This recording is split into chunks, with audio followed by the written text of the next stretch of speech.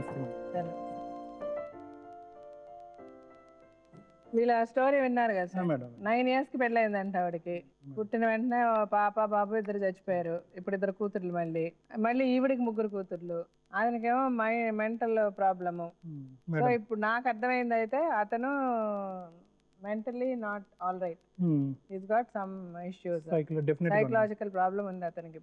ఇప్పుడు పెడితే అప్పుడు ఎలా పెడితే అలా కొడతాడంట, చేస్తాడంట. ఇప్పుడు అతను ఏమంటున్నాడంటే, నేను చేసుకున్న మాట వాస్తవం, ఆవిడ సంసారానికి రాకపోతే మా నాన్న ఇంకో పెళ్లి చేశాడు అంటున్నాడు. బట్ అది లాజిక్ లేదు. వీడు చేసుకున్నా కూడా మళ్ళీ ఆవిడని తెచ్చుకున్నాడు, మళ్ళీ 2 పిల్లల్ని కన్నారు అక్కడ ఆవిడకి. మరి ఆవిడన్నా ఆలోచించాలి, ఇతనన్నా ఆలోచించాలి. సరే ఇప్పుడు అంటాడు చేసింది చేసాం కరెక్ట్, అందరం కలిసి ఉంటాం, అందరం కలిసి కష్టపడతాం, అందరు పెళ్ళిళ్ళు చేయడం మాట వాస్తవం, ఆ పిల్లకి నేనే చేయరు ఇలాగే చేయాలి, చేస్తాను, అందరం కలిసి కష్టపడి చేసుకుంటాం అని అంటున్నాడు అతను. బట్ ఈవిడ అంటది, నాకు అట్లా నన్ను చూడడు, నేను ఉంటే నన్ను కొడతారు తిడతారు, నన్ను వీళ్ళు సరిగ్గా చూడరు, సో నాకు ఏదైనా ఆస్తి, నాకు అతనుకున్న ఆస్తిలో మాకు కొంచెం ఇచ్చేస్తే మా బతుకు మేము బతుకుతామని ఆవిడ అంటుంది.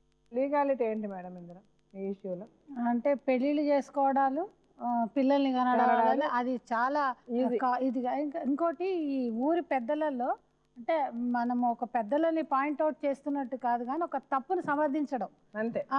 పెళ్ళైపోయింది కదా నువ్వు అక్కడ ఉండు ఇక్కడ ఉండు అని చెప్పేసి చాలా ఈజీగా వాళ్ళు డెసిషన్ అనేది తీసేసుకున్నారు ఇక్కడ. ఇంకొకటి ఏంటంటే ఈవిడ మెయిన్ ఫోకస్ ఏంటంటే ఆస్తిలో ఏదన్నా ఇవ్వాలి అని. లా ప్రకారం ఏంటంటే ఎవరైనా కూడా ఇన్సేన్ అన్నా మైనర్స్ అన్నా ఏదైనా ట్రాన్సాక్షన్ చేస్తే అది వ్యాలిడ్ ట్రాన్సాక్షన్ కాదు అని అంటారు.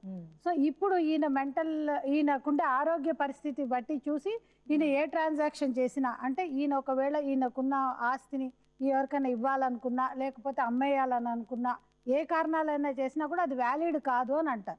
అందుకని ఇప్పుడు ఎస్పెషల్లీ ఈవిడ మీ దగ్గరకు వచ్చినప్పుడు ఏంటంటే నాకు ఫైనాన్షియల్ గా హెల్ప్ కావాలని చెప్పేసి మీరు అడుగుతున్నారు. అంటే మీ పిల్లల పెళ్లికి సహాయం చేయడానికనే అడుగుతున్నారు.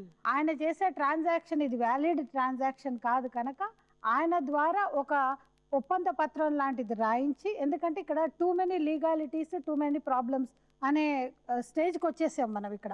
ఎందుకంటే 2 పిల్లలు, వాళ్ళ పిల్లలు, ఈ పిల్లలు, ఆమె హక్కులు ఈ హక్కులు అని కాకుండా మీరు వాళ్ళకి చేయాల్సిన బాధ్యత ఉంది కనుక మీ ఆస్తిలో అంటే ఎంతైనా మీరు ఏదైతే ఇవ్వదలుచుకున్నారో అది ఇక్కడ మేము రాసి ఇచ్చినా కూడా రేపొద్దున నేను లేను కనుక అది చెల్లదు అని చెప్పేసి మీరు అడిగే అవకాశాలు ఉన్నాయి కనుక ఇలాంటి ప్రాబ్లమ్స్కి ఎవరైతే వాళ్ళ పెద్దలు అయితే ఉన్నారో ఆ పెద్దల సమక్షంలోనే ఈ భాగం ఆమెకి ఈ భాగం ఈమెకు అని చెప్పేసి ఆయన రాసిచ్చి ఆ పెద్దల ముందు రాసివ్వడమే ఇక్కడ ఏదైనా ఒక సమంజసంగా తీర్పు వచ్చేటట్టు ఉంటుంది అంతే.